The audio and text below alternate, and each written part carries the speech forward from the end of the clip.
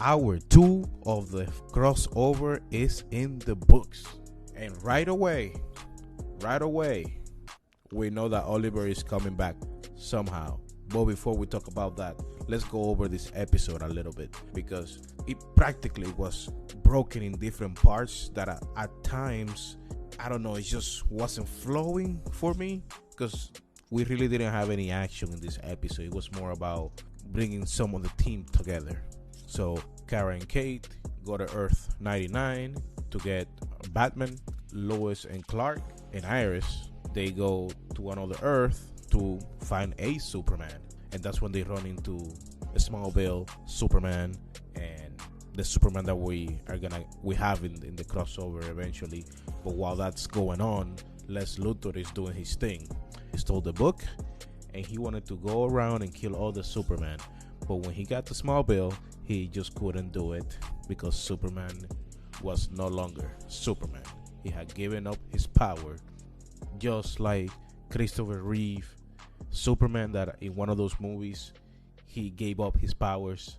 Well, Smallville Superman did just that, and Les Luthor just didn't pull the trigger at that point. I can't say that I was hype for the second hour as I was about the first hour, but I understand why this hour was more toned down, less action, because they practically were putting the team together, and there's much more to see. We still don't have Black Lightning, we don't have Barry Allen from Earth 90, and other stuff that we haven't seen yet. Again, no Reverse Flash yet. We did get to see Batman, but this was a very, very dark Batman. This Batman really had gone a dark path, and this whole time we thought that they were gonna bring that Batman back.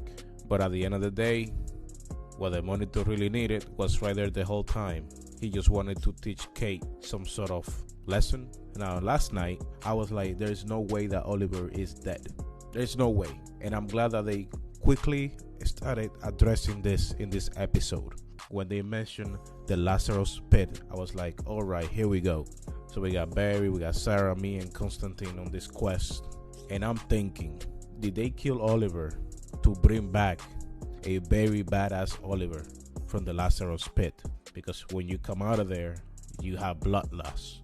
So is this like a little bit of Oliver season 1? Killing him last night was like pretty much resetting Oliver to season 1 Oliver? Is that what we should be expecting when they finally put him back together? Because that's not Oliver there yet. His soul is missing. So when they do get that back, and we're getting like a season 1, season 2 type of Oliver Queen Green Arrow? No way. The Hood. Is that what we're supposed to get? The Hood. I mean, there were parts of this episode that were a little slow for me. I thought yesterday parts were slow. No, today was more. But again, it was about putting a thing together. In this episode, Iris felt kind of out of place. I don't know. I don't know if she didn't fit on that quest to go get a Superman. It just didn't. I just felt like out of place. I don't know if because the episode has so many different parts moving, but it just felt like Iris was not really supposed to be part of that team.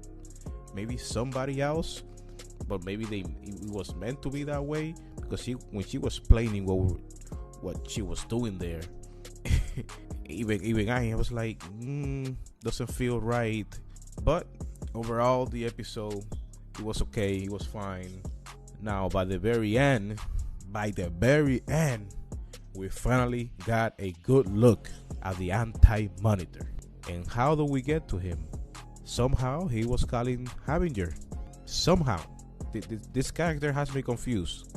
Does she has any power over herself? First, she's with the Monitor. Now, so she was having some issues, and now she's with the Anti-Monitor. What's going on here? What is this going to lead to? Let me know how you guys feel about this episode. I like the one from yesterday more, but there were great things about today, such as Superman. We got to see a type of Batman, and Oliver Queen is almost back. Let me know how you feel.